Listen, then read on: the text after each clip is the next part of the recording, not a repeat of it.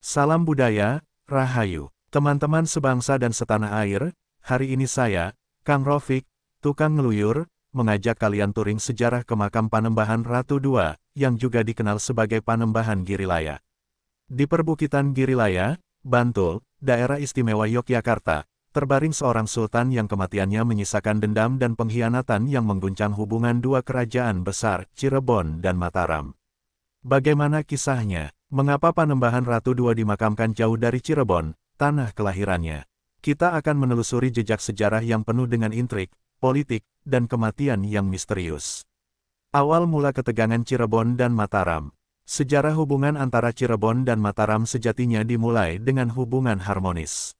Pada masa Sultan Agung, tahun 1613 sampai tahun 1645, Mataram menjalin ikatan kekerabatan dengan Cirebon. Sultan Agung menikahi putri Panembahan Ratu I, Sultan Cirebon II, yang kemudian bergelar Ratu Kulon.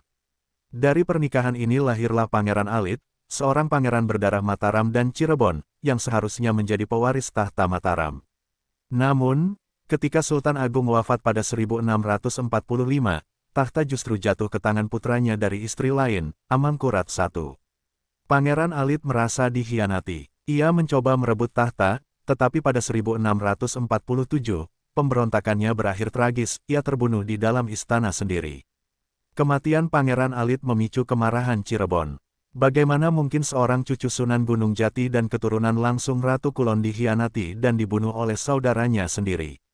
Kekecewaan ini semakin membesar ketika Amangkurat I mulai memperlakukan Cirebon bukan sebagai sekutu, melainkan sebagai bawahan.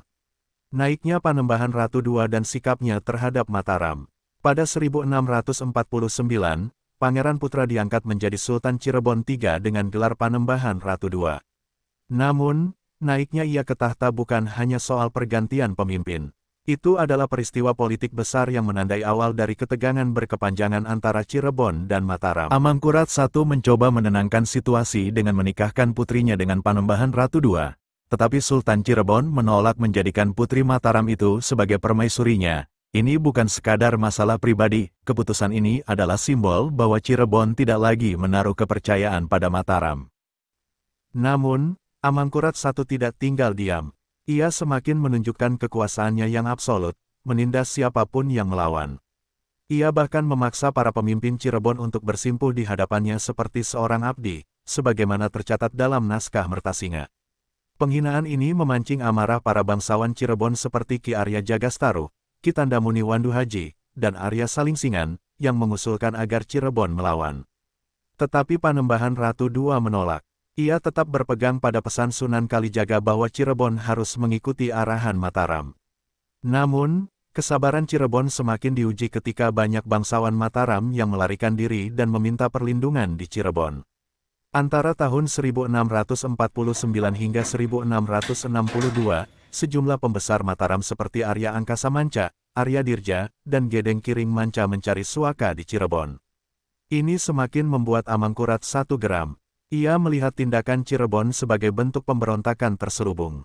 Intrik dan muslihat, perjalanan tanpa kepulangan. Puncak dari ketegangan ini terjadi ketika Amangkurat I berusaha menyingkirkan Panembahan Ratu II dengan cara licik. Ia tidak berani menyerang Cirebon secara langsung karena khawatir akan intervensi Banten. Sebagai gantinya, ia merancang sebuah jebakan.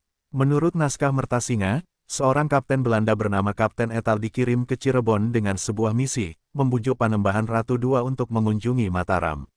Dalih yang digunakan adalah undangan dari Amangkurat I untuk menjalin kembali hubungan baik antara dua kerajaan. Panembahan Ratu II akhirnya berangkat ke Mataram pada tahun 1662 bersama dua putranya. Mereka naik kapal, sementara para pembesar Cirebon menyusul melalui jalur darat. Namun, sesampainya di Mataram, Sultan Cirebon tidak mendapat sambutan yang dijanjikan. Sebaliknya, ia langsung ditahan oleh Amangkurat I. Sang Sultan tidak dibunuh secara terbuka. Amangkurat I sadar bahwa kematian mendadak seorang pemimpin bisa memicu perang. Maka, cara yang lebih halus digunakan, Panembahan Ratu II diracun atau diguna-guna hingga perlahan melemah dan akhirnya wafat. Ketika para bangsawan Cirebon yang menyusul lewat darat tiba di Mataram, mereka hanya mendapati pemimpin mereka terbaring sakit parah. Tidak lama setelah itu, Panembahan Ratu II menghembuskan napas terakhirnya. Makam Girilaya, simbol duka dan pengkhianatan. Jasad Panembahan Ratu II tidak dikembalikan ke Cirebon. Ia dimakamkan di Girilaya, sebuah kompleks pemakaman kerajaan yang juga menjadi peristirahatan terakhir Panembahan Juminah, paman sekaligus ayah tiri Sultan Agung. Karena itulah ia kemudian dikenal sebagai Panembahan Girilaya. Namun, kematian Panembahan Ratu II tidak meredakan dendam. Sebaliknya, peristiwa ini semakin memperdalam jurang perpecahan antara Cirebon dan Mataram. Tidak hanya itu, Amangkurat I sendiri kemudian menghadapi perlawanan dari berbagai pihak, termasuk dari anaknya sendiri, Pangeran Puger kelak menjadi Pakubuwono I. Epilog, pelajaran dari sejarah. Kisah Panembahan Ratu II adalah sebuah cerminan dari permainan politik yang kejam di Nusantara abad ke-17. Pengkhianatan, kekuasaan absolut, dan dendam antar dinasti bukanlah hal asing dalam sejarah kerajaan-kerajaan Jawa. Namun, dari peristiwa ini kita juga belajar bahwa kekuasaan yang diperoleh dengan tangan besi tidak bertahan lama. Amangkurat I yang begitu kuat dan menakutkan pada akhirnya terpaksa melarikan diri dan meninggal dalam penderitaan pada 1677. Sementara itu, makam Panembahan Ratu II di Girilaya tetap menjadi saksi bisu dari peristiwa tragis ini. Di sana, di atas perbukitan yang sunyi, seorang sultan yang dikhianati oleh mertuanya sendiri beristirahat dalam keabadian.